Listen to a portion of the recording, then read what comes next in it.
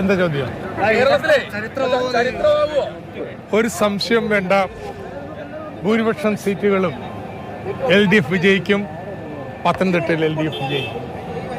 എന്തൊക്കെ അനുകൂല ഘടകങ്ങളായിട്ട് LDF കരുതുന്നു? രാഷ്ട്രീയ മാറ്റമാണെന്ന് പത്തനംതിട്ടയിൽ. പഴയ പത്തനംതിട്ടയല്ല.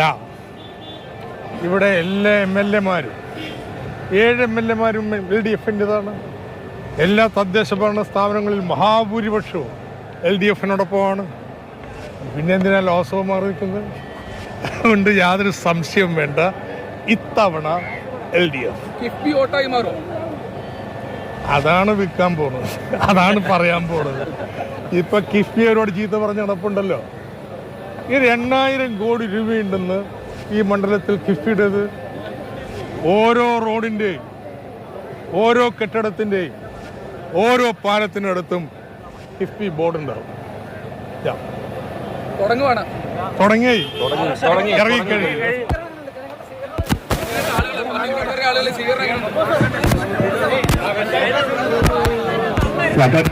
സഖാക്കളെ അനൗൺസ്മെന്റ് വാഹനം മുന്നോട്ട് കടത്തി വേണം.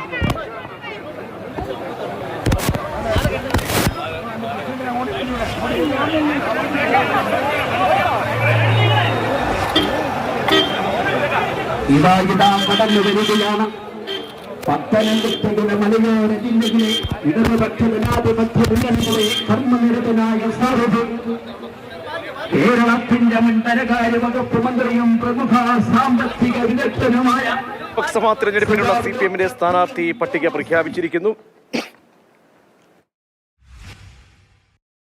സ്വീകരണങ്ങൾ ഏറ്റുവാങ്ങിക്കൊണ്ട് ഇതാ കടന്നു വരികയാണ് പത്തനംതിട്ടയുടെ മലയോര ജില്ലയിലേക്ക് കടന്നു വരുന്ന കേരളത്തിന്റെ മുൻ ധനകാര്യ വകുപ്പ് മന്ത്രിയും 20 സീറ്റിൽ 15 CPM സ്ഥാനാർത്ഥികൾ മത്സരിക്കുന്നത്.